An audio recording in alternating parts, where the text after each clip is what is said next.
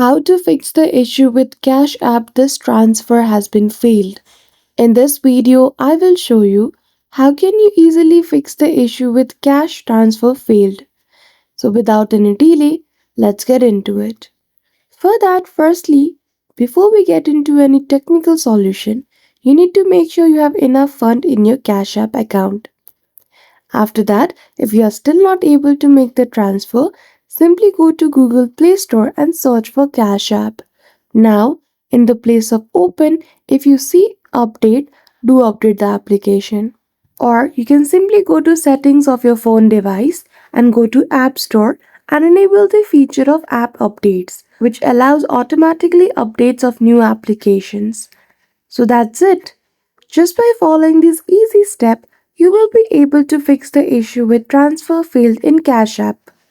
So I hope you found this video helpful.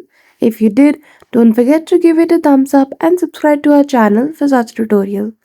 Thank you for watching till the end.